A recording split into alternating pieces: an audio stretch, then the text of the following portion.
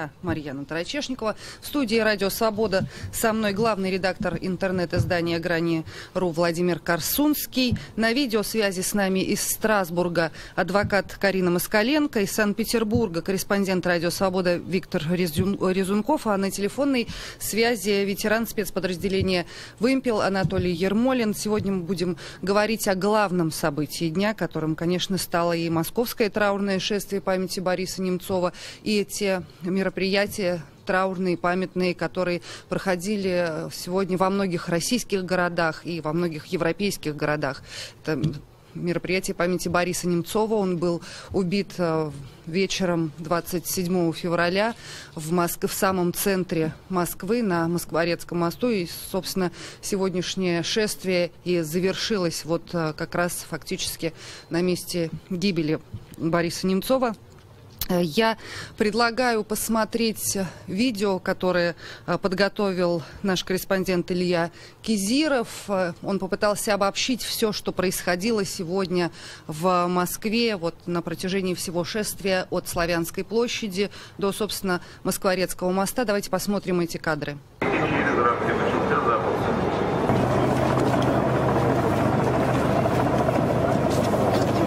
Однозначно после того, что с Немцовым произошло, живем в другой стране, где, во-первых, если раньше критик власти мог опасаться домашнего ареста или просто ареста, то сегодня, видите, уже стоит опасаться просто гулять по улице. То есть это уже изменилась страна однозначно.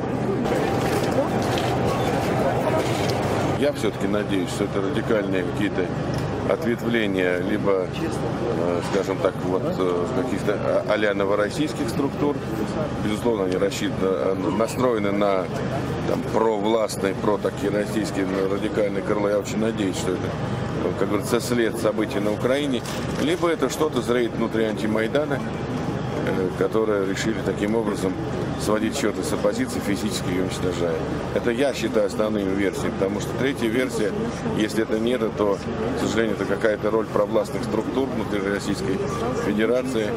И мы с вами по ходу расследования поймем, если расследование действительно будет вестись честно, объективно, оперативно, если будут выявлены исполнители, организаторы, конечно, вина в гибели Бориса Немцова на действующей власти будет лишь косвенной.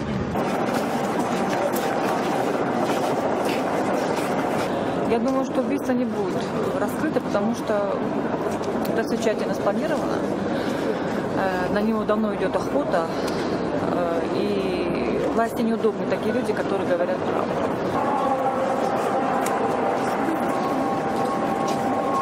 Я пришел сюда почтить память Бориса Немцова.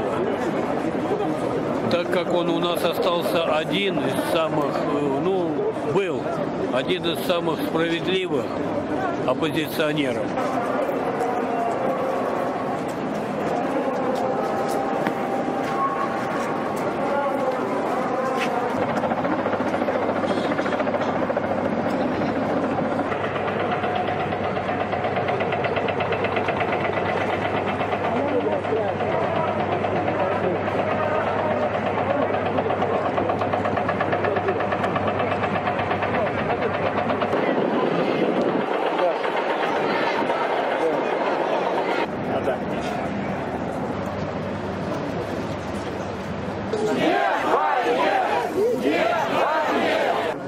Светлая память Борису. Спасибо вам всем, кто пришел почтить его память.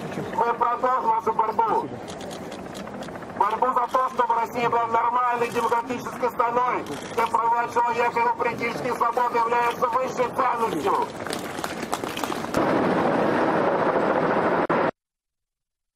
Закончился этот короткий репортаж с траурного шествия, которое состоялось в Москве сегодня памяти Бориса Немцова, словами Михаила Касьянова, одного из бывших соратников Бориса Немцова по партии РПР «Парнас». И Сейчас я просто хочу пояснить, напомнить, что... Он бывший, он продолжающий оставаться соратником. Да, у нас продолжает оставаться соратником, да, но, к сожалению, вот Бориса Ефимовича уже больше нет. Более 50 тысяч человек, я напомню, сегодня приняли участие в этом траурном шествии в Москве. В полиции традиционно называют иные, значительно меньшие цифры, но, во всяком случае, вот около часа назад я видела на лентах новостей сообщение о том, что на марш вышли 7 тысяч демонстрантов на этот траурный марш.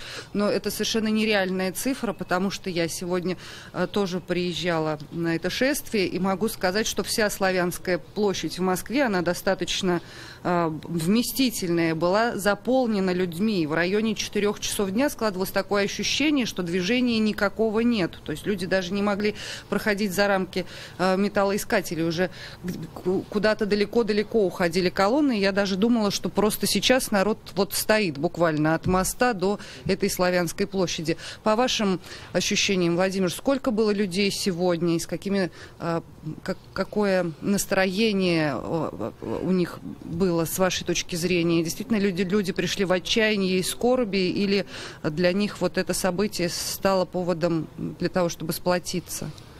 Я начну по порядку. Сколько, мне, конечно, трудно судить. Я где-то в середине регистрации прошел через рамки, и передо мной стояло уже...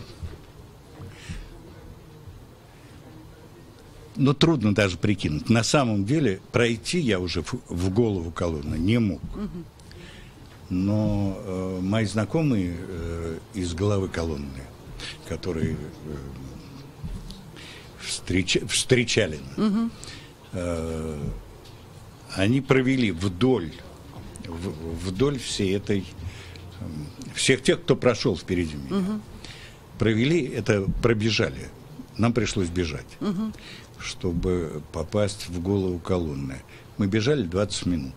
При том, что вся площадь там была забита, большая часть людей еще была на бульваре и на площади. Есть, ну, вот то сообщение, которое... Сказать сколько, я не могу. 20 минут, когда бежишь вокруг никак не 7 тысяч человек, о которых говорили полицейские некоторое время назад. 7 тысяч я пробегу за 2 минуты.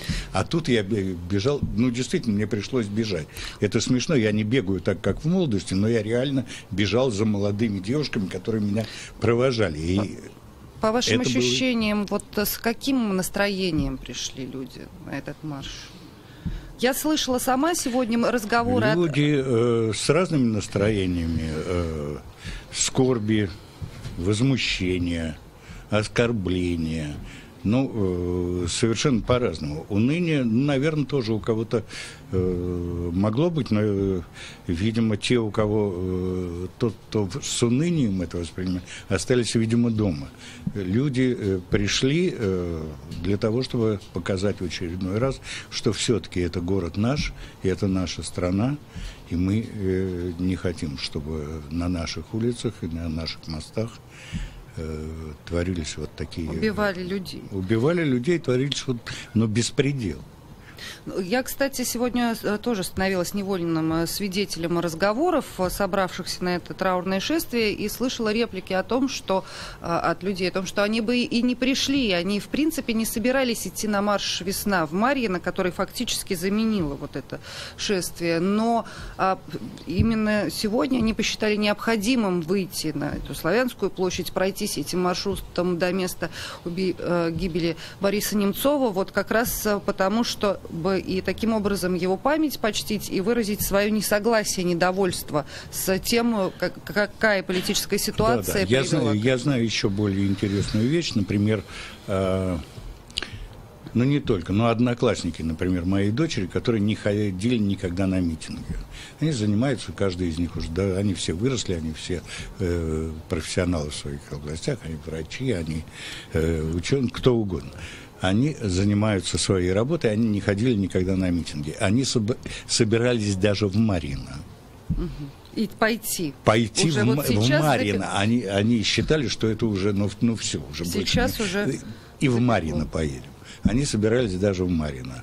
И я знаю не только одноклассников своей дочери, которая уже выросла тут, и которая мне родила внуков, но и массу других людей, которые раньше не ходили, и тоже звонили и говорили: слушай, ну где это Марьино? Расскажи. Я сам не знаю, где это Марьино. Я им по карте искал в интернете. А в итоге люди вот вышли А в результате и те, и другие, и те, кто раньше не ходил и собирались в Марьино, и те, кто раньше ходил, и те, кто ходил с Немцовым, и вышли практически все. И у меня было некоторое дежавю во время этого марша, потому что я вспомнил, как мы вместе с Борисом, ну не мы двое, еще как бы были, но он там был главным заводилой, как с площади Революции вели людей на Болотную, на Первую. Это было ровно так. Это был тот же самый маршрут.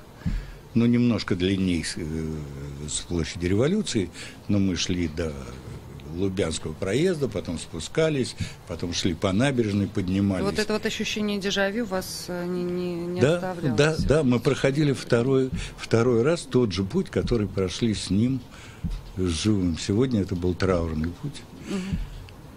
Сегодня это был путь к месту, где его убили. До последнего я не мог понять, дадут мне положить цветы или не дадут положить цветы на то место, где уже лежат, где вчера, куда приходили. Да, куда приходили люди уже с ночи 28 февраля. Поставили ограждение, разрешили положить цветы возле вот этого ограждения. Возле ограждения. Но цветов было очень много, и людей было очень много, причем вот эти траурные акции, они проходили не только в Москве, как я уже сказала, они проходили во многих российских городах. В Москве, кстати, обошлось без каких-то провокаций.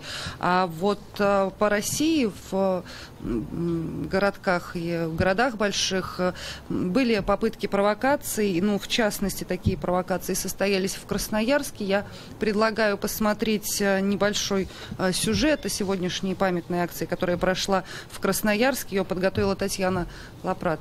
В Красноярске на митинг «Весна» памяти Бориса Немцова собралось около 200 человек. Из них около 50 человек из проправительственных организаций. Причем сторонники Владимира Путина подошли организованной колонной, неся с собой плакаты и большие бутыли с неизвестной жидкостью. Митинг начался с минуты молчания в память об убитом Борисе Немцове. Не нарушили ее и проправительственно настроенные молодые люди. Организаторы митинга, представители партии «Прогресса», движения «Солидарность» и партии РПР «Парнас» говорили о недопустимости в 21 веке убийства из-за политических взглядов.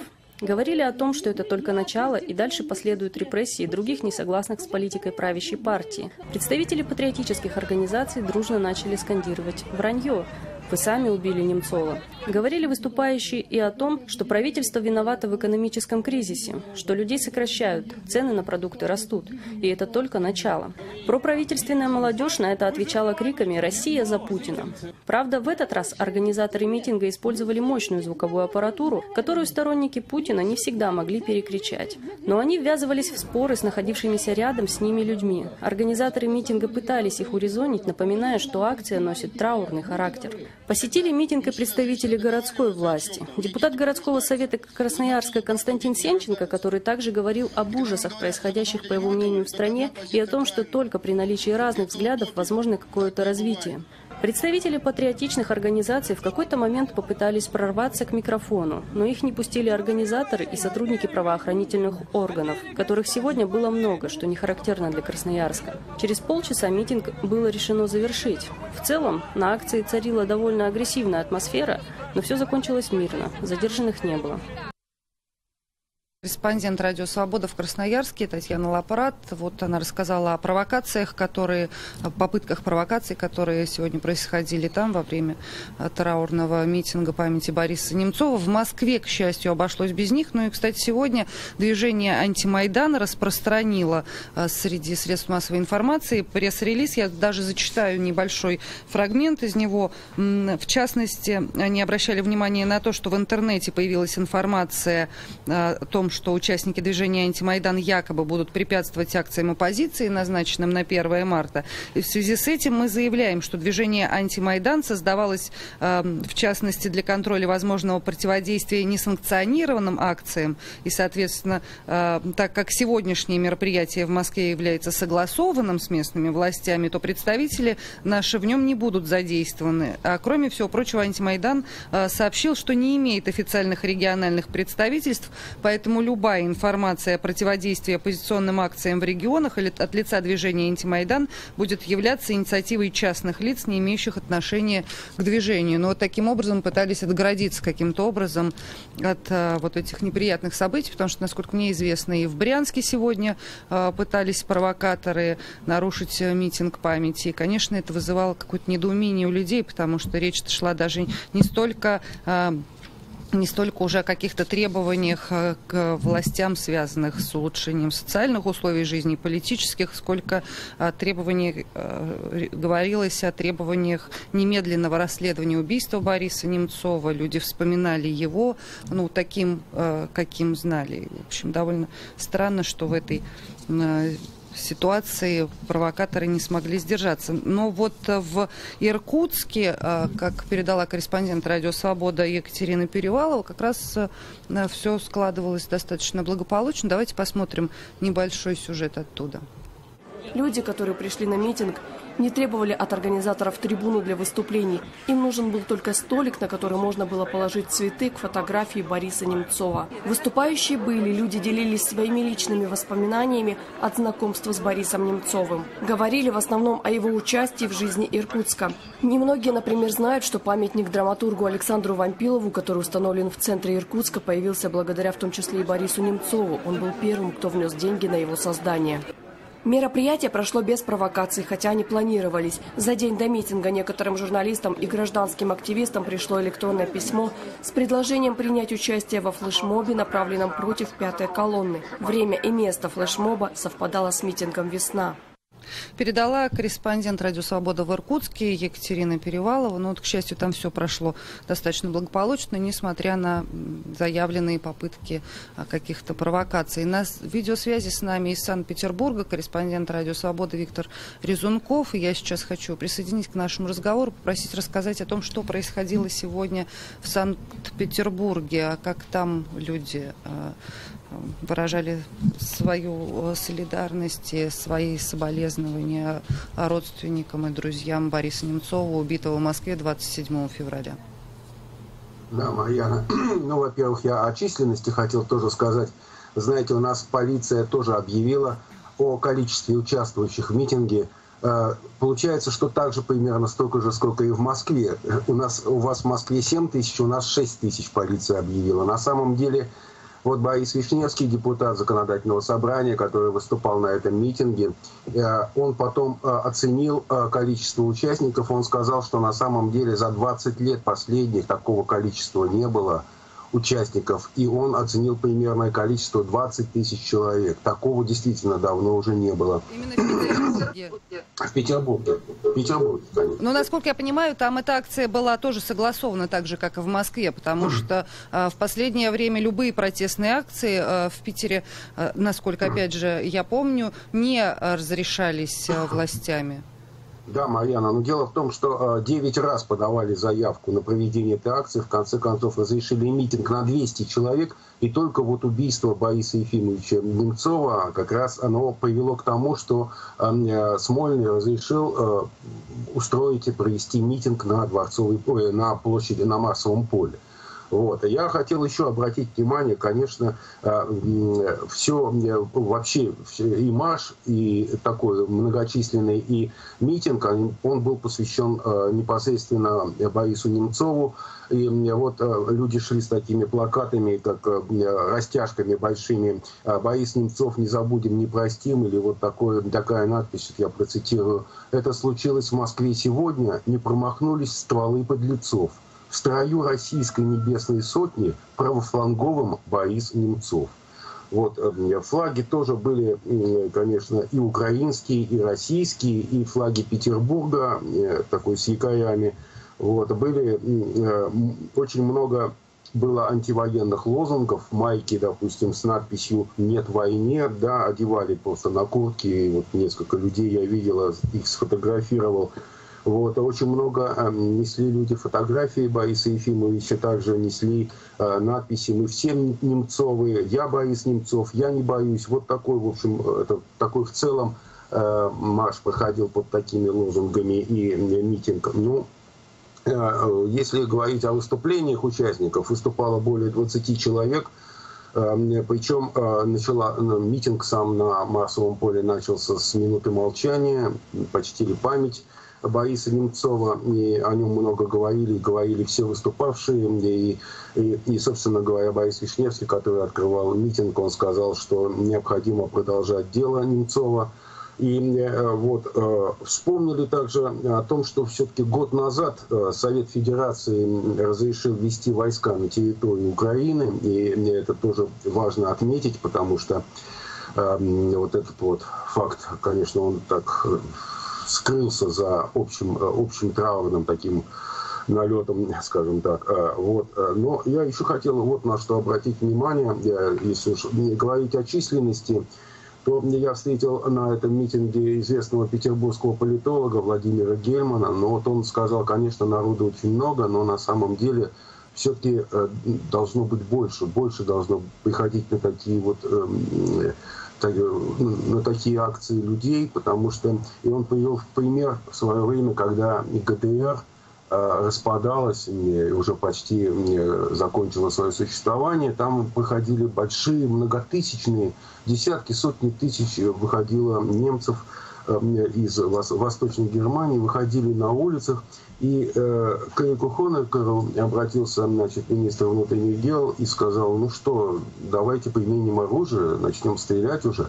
И тогда Эрик Хонекер сказал знаменитую фразу, что тут так много народу, мы уже не сможем даже такого количества людей не пить. И после этого все ушли в отставку. Ну, то есть, я так понимаю, что если руководствоваться этой аналогией, то ваш собеседник рассчитывал, что такое должно произойти в ближайшее время в России. Вот я как раз скептически слышала вполне высказывания на этот счет. Говорили о том, что люди не боятся выходить на какие-то митинги, что Болотная их многому научила, и сегодня многие бы и не пошли бы, может быть, ни в какое вот Марьино, и пришли только именно на согласованное шествие памяти Бориса Немцова для того, чтобы уже какие-то человеческую позицию свою выпустить. И хотя в видеотрансляции, которая шла на сайте Радио Свобода сегодня на протяжении вот всего этого шествия траурного, показывали людей, пришедших на траурное шествие, и они говорили, что вообще-то вот мы все должны были прийти еще прямо ночью 28 февраля или днем 28 февраля, пройти этим же маршрутом и выразить свое негодование. У вас есть ощущение того, вот этого страха какого-то, Владимир? Страха нет. Ощущение страха и того, что люди вокруг меня стали больше бояться, я довольно много знаю разных людей. Такого страха нет. То, что в Марьино могло прийти меньше, чем обычно, а могло и больше прийти, это ровно 50-50. Как бы фишка легла. Была бы хорошая погода, вообще бы с детьми пошли. Дело совершенно не в этом. Беда, и Борис понимал это, и главный кризис протестного оппозиционного движения в том, что четкой программы работы нет. Можно сходить в Марьино в марте, можно в апреле, мае, июне, июле. Но совершенно непонятно, что еще куда-нибудь сходить и заявить, что мы против. Фокус в том, что просто говорить, ну мы против. Все уже знают. И власть знает, что мы против. И мы знаем, что мы против. И мы знаем, что власть это знает. Все знают, но мы ничего не делаем. Я хочу сейчас вот вернуться к тем протестным акциям, которые проходили в различных городах России. Сегодня памяти Бориса Немцова. Давайте посмотрим небольшой сюжет, пришедший к нам из Томска. Его подготовила корреспондент Радио Свобода в Томске Мелани Бачина. И там, кстати, как и как и в Санкт-Петербурге. Вот нам Виктор Резунков сейчас цитировал какие-то строки. Там тоже люди писали стихи памяти Бориса Немцова. Давайте посмотрим этот сюжет.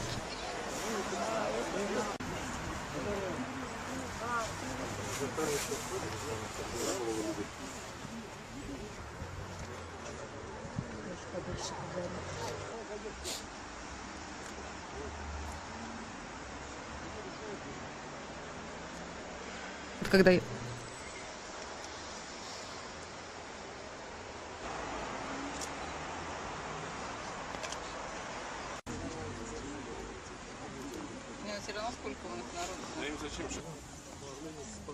Орлуша, неплохой поэт. Сотни. Правофланговым Борис Немцов. За правду 4 пули наградой. Всего лишь день не дожил до весны. Красивое место выбрали гады. С видом на Кремль в сердце страны. Над Спасской башней черные птицы, злорадно лыбится их господин. Борис, небесная единица, похоже, недолго ты будешь один. Всегда улыбался, хотел быть первым, готовил какой-то новый сюрприз. И сдали, похоже, ублюдков нервы. Они боялись тебя, Борис.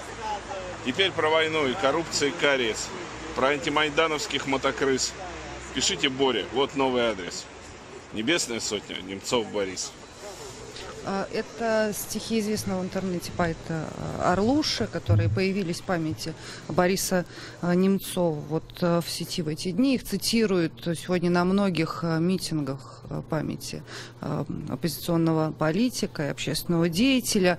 Но наш корреспондент Мумин Шакиров, который сегодня вел видеотрансляцию с шествия памяти Бориса Немцова в Москве, встретил во время этого шествия человека, который сам написал свои стихи в памяти Бориса Немцова. Давайте посмотрим этот фрагмент. Лев Опекушин, маркетолог, он написал вот за эту прошедшую ночь стихотворение и посвятил ее тем драматическим, трагическим событиям, которые произошли в Москве. Я прошу вас прочитать ваше стихотворение. Ты что, решил, что умрешь иначе? Что все пройдет и что крыса сгинет? Вот мы, как дети, стоим и плачем, и верим, что нас эта чаша минет. Пусть в этом марте мы станем старше и перестанем просить отсрочки. Должны мы выйти все вместе в марше, иначе сдохнем поодиночке. До боли ясно. Куда же проще? Дошли до края, дошли до точки. И если мы не пойдем на площадь, то просто сдохнем поодиночке. Борись, дерись, если нужно драться.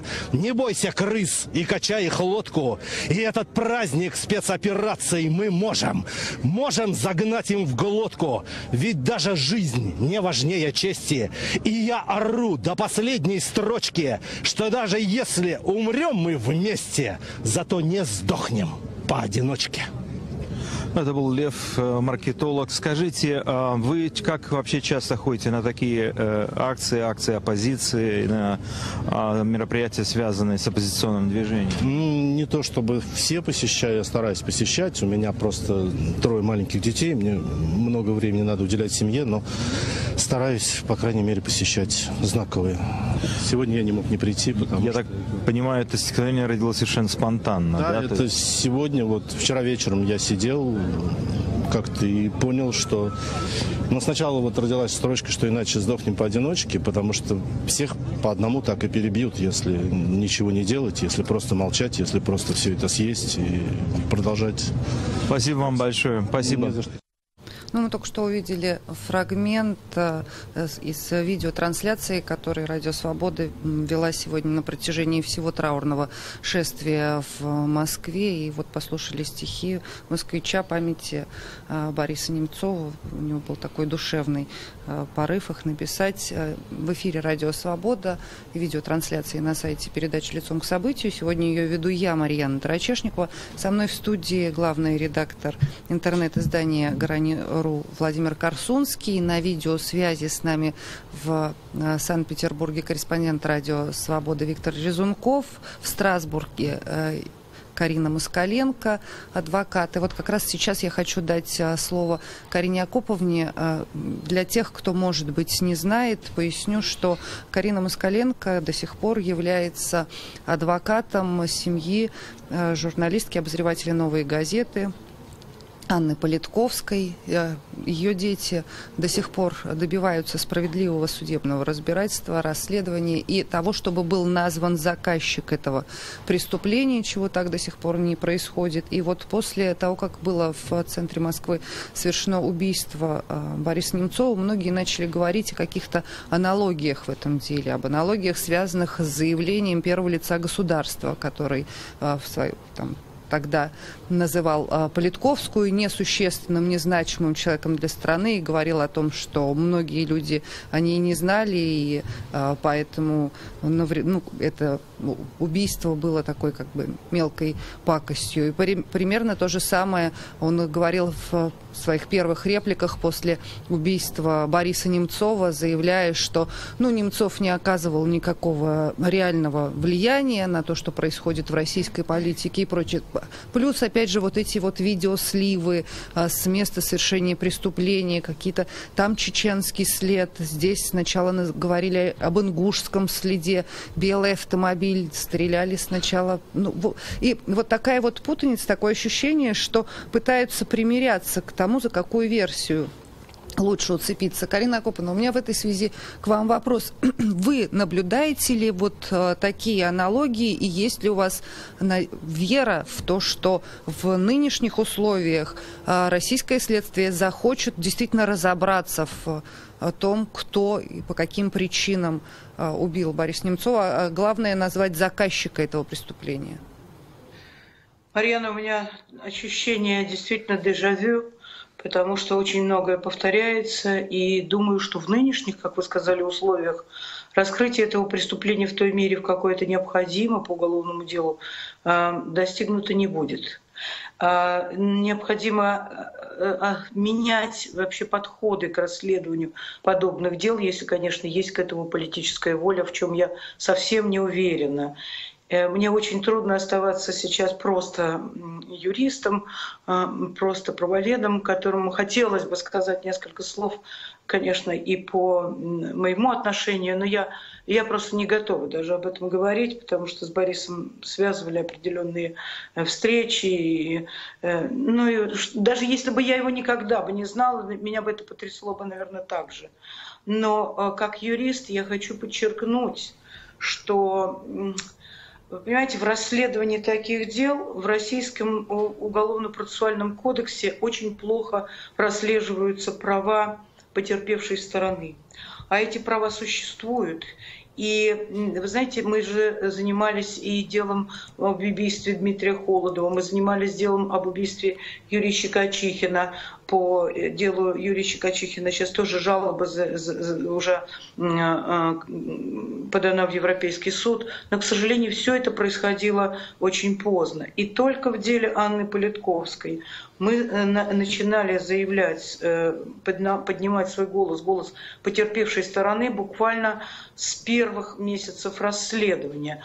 Правда, первые 6 месяцев расследования. Лучше бы, если бы мы появились в этом деле чуть пораньше. И вот я не знаю, кто будет вести со стороны потерпевших это дело. Я очень многое бы хотела рассказать юристам, которые, может быть, поделиться с ними нашим опытом. Это очень важно сегодня заявить о правах потерпевшей стороны и с первых моментов расследования требовать допуска к материалам расследования. Да, для того, чтобы можно было как-то контролировать, для того, чтобы можно было их каким-то образом контролировать, чтобы не пропадали доказательства, видеоматериалы, чтобы не выбрасывались какие-то непонятные доказательства. Да, вот все, что происходило в деле об убийстве Анны Политковской при ее расследовании. Да, мы заняли тогда очень активную позицию, и это, может быть, по-своему и сыграло такую роль в этом деле, что в отличие от других дел об убийствах людей, оппозиционного направления все-таки мы достигли гораздо большего результата. Вы знаете об этих результатах. Но сегодня и даже по делу Анны, об убийстве Анны Политковской говорить рано о раскрытии дела. И думаю, что основные фигуранты этого дела остались за кадром, и их можно и нужно найти. Но следствие занимается совсем не этим. Вот. И я должна вам сказать, что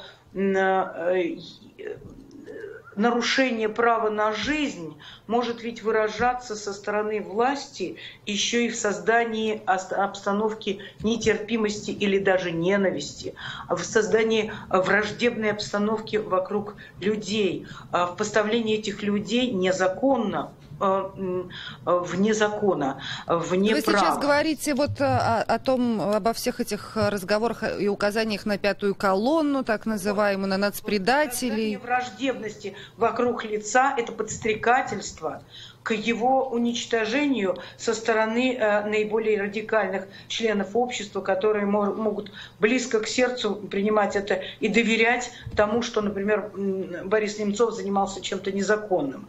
Я утверждаю, и это ведение дела со стороны Гарри Каспарова по делу Каспаров и 8 других против России, других дел Льва Пономарева и того же Бориса Немцова, когда мы говорим о том, что люди незаконно задерживаются во время мирных акций. Мне довелось представлять в суде, и еще нет окончательного приговора, представлять интересы в суде Сергея Удальцова. Вы можете как угодно относиться к его позиции, но осужден он абсолютно незаконно. То есть вы понимаете, что происходит? Оппозиция, которая имеет право на выражение мирного протеста, она сегодня либо в тюрьме, либо на 15 сутках, либо вынуждены уехать за пределы России. И это уже характеристика сегодняшней ситуации в России. Либо их просто убивают. Ведь посмотрите, сегодня должен был быть самым активным руководителем этого мирного протеста именно Борис Ефимович. И именно он убит. Власти надо очень серьезно позаботиться о том, чтобы смыть с себя тень подозрения. И поэтому надо с сегодняшнего же дня не просто требовать расследования, а, как я уже сказала, требовать допуска потерпевшей стороны ко всем материалам дела. Родственников Бориса Немцова для того, чтобы они могли контролировать ход этого следствия. Карина Акоповна, все верно. Вам вопрос... Этого нельзя упускать, времени нельзя упускать. У меня к вам вопрос еще такой чисто юридический, но с другой стороны, может быть, это и показательно. Уже было заявлено о том, что возбуждено уголовное дело по факту убийства и по факту незаконного оборота оружия, из которого, собственно, стреляли в Бориса Немцова. Странно, почему не возбудили дело и по такой статье Уголовного кодекса, которая присутствует в нашем законодательстве, как покушение на жизнь государственного общественного деятеля. Борис Немцов Борис Немцов вообще-то депутат Ярославской думы, и он действительно лидер одной из оппозиционных партий и, безусловно, общественный деятель. Почему здесь вот это как отягчающее обстоятельство не было включено в обвинении на нынешнем этапе? Если бы речь шла о покушении, то была бы специальная норма. Если речь идет об убийстве, то это просто будет отягчающим обстоятельством, как и по делу об убийстве Анны Политковской, отягчающим обстоятельством в статье 105 убийства. Я думаю, что здесь нет противоречия никакого. В том, что... Я его пока не улавливаю. Я скорее нахожу другие сходные и непонятные мне моменты, которые требуют своего разъяснения. Дело в том, что я сегодня читала свидетельство человека, который слышал всю ночь производство обыска в доме Бориса Немцова, в квартире. И надо сказать, что дети Анны Политковской, они ведь хотели помочь следствию, они разрешили пройти в квартиру, они разрешили изъять все, что было у мамы, для того, чтобы помочь следствию. Я не знаю, какую позицию занимала в этом смысле семья Бориса Ефимовича. Это необходимо проверить, на каком основании был этот обыск. И если получается каждый раз, что убийство того или иного оппозиционного деятеля, журналиста, правозащитника, политического деятеля приводит к тому, что появляется беспрепятственный доступ к его архиву и к тем секретным данным, которые у них могли быть, конфиденциальным данным, которые они, как любой человек, имеют право хранить. Который он обещал опубликовать. Который он готовил, но и так и не подготовил. Ну, да, обещал. Вот, понимаете, тут очень много версий в связи с этим возникает. В чьих интересах такого рода убийства, если ту же ночь производится обыск? Ну вот, кстати, о версиях, Владимир. Да, Они огласили 6 версий. Давайте напомним вот эти версии, коротко для... Ну, я помню, что у них первый идет, это сакральная жертва. Вторым ислам. Сакральная жертва, поясним для тем, кто не знает вдруг. Ну, это что его соратники сами убили для того, чтобы... Дестабилизировать ситуацию в стране. Дестабилизировать и привлечь к себе дополнительных сторонников. Да, внимание. Так они считают, что это выгодно. Убить лидера и привлечь сторонников. Второе, насколько я понимаю, исламский след. Третье. Очень странная версия с этим исламским следом, что якобы... Да, якобы ему за французов. Да, слишком активно выступал в поддержку непонятно Шарли кто, Эбдо. потому что грозил чеченец, да? Из Чечни поступали угрозы. Третье – это украинский след. Видимо, из-за этого следа девочку, с которой он шел по мосту, держат уже вторые сутки на непонятной какой-то секретной квартире, где она находится с тюремщиками, охранниками, не знаю кем, не может звонить. Откуда у вас сведения о том, что она сейчас, что она ограничена в передвижениях? Ей же не предъявлены никакие обвинения, насколько я понимаю. Она не подозреваемая, она свидетель. Это те разъяснения, которые наши спецслужбы дали. Что ее держат на какой-то закрытой квартире, да, и с ней ведут... к украинскому консулу, который не может получить с ней встречу. Добивался, но не может получить с ней встречу. Это еще один след. Там еще какие-то... Там были еще и бытовые какие-то версии, да, совершенно там бизнес, безумные. еще чего-то, еще чего-то. Там нет только одной версии, о которой говорят все. Что власть в этом замазана. Что убит один из основных оппозиционеров российских. Убит... Дело не в том, что на фоне Кремля, а дело в том, что убит в месте, которое строго контролируется Федеральной службой охраны. Да, об этом очень много говорят. Там весь мост буквально утыкан убит человек, камерами. за которым ходила наружка. То есть машина эта белая могла быть вполне машиной наружки.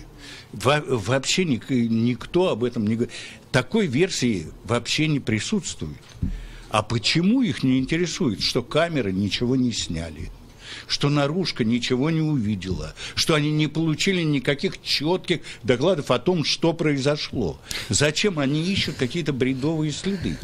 Просто посмотрите. Там должно быть все видно. Ну, кстати... Допросите наружку. Они должны, ребята, которые ходили за ним, должны написать отчет, что произошло. Что они видели. Да, что они видели, в чем они участвовали. Если не участвовали, то что видели, где и как это происходило.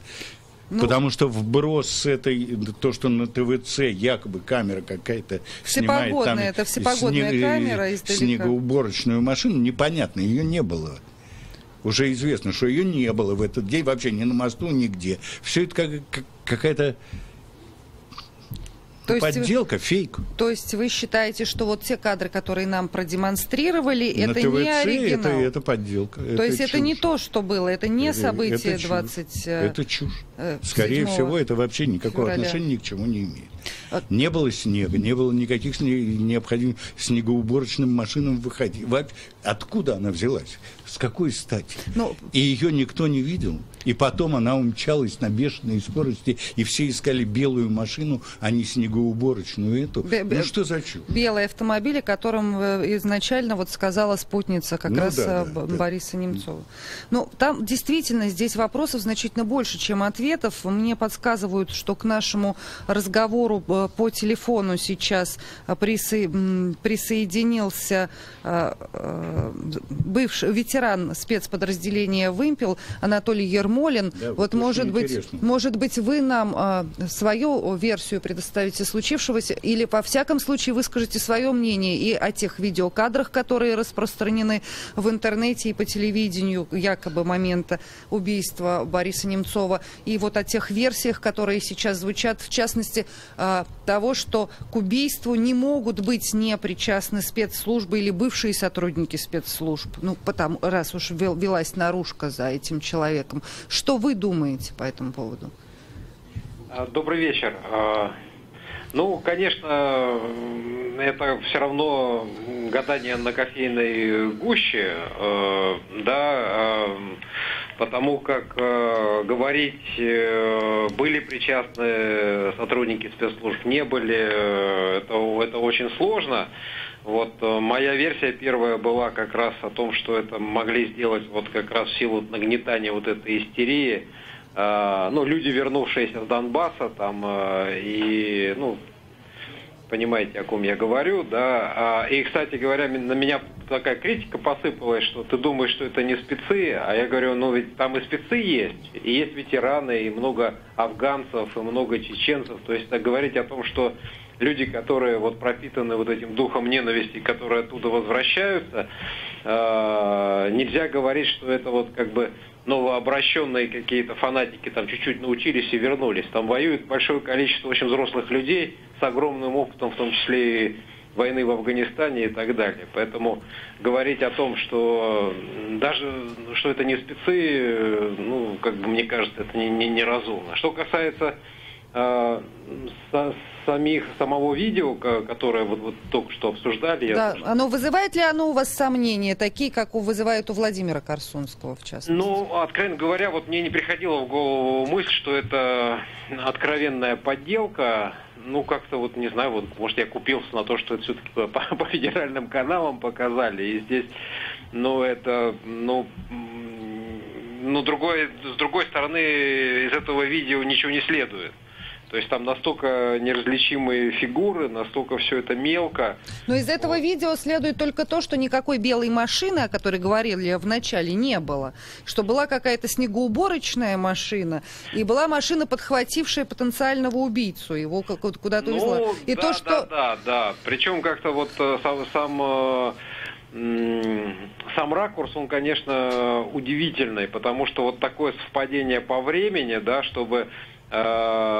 собственно, вот эти 3 секунды, когда якобы там продолжались, ну, собственно, велся огонь, это такое редчайшее совпадение. А сказать, что это таким образом было специально рассчитано, ну, мне не хватает смелости, потому что, ну, вот так по доле секунды все это рассчитать, это невозможно, да, чтобы вот прикрыть вот как бы сектор наблюдения камеры таким образом, чтобы секунду в секунду все это рассчитать, это только в шпионских фильмах бывает. Но, нет, либо это можно сделать. Но это можно сделать это на монтаже. Нельзя снять толком, невозможно снять, но на монтаже это либо это можно координировать откуда-то, куда ведется видеокартинка с этих камер. Я думаю, что ТВЦ просто оторвалось. Ну, это очень сложно. Короче, вот мне из этого видео, откровенно говоря, ничего не видно. Ну, практически ничего я не могу сказать по этому видео.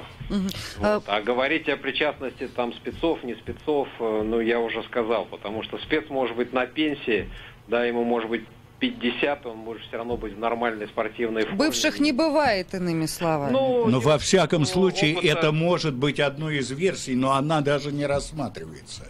Она даже не присутствует в качестве объявленных.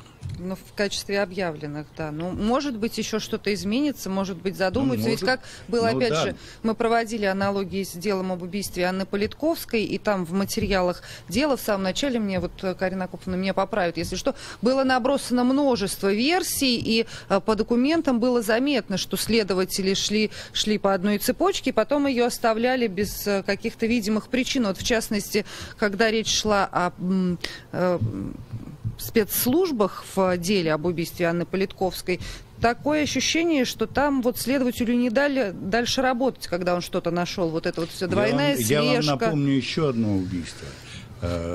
Еще одного моего приятеля, да, достаточно близкого. Сергея Юшенкова, которого расстреляли в его собственном дворе.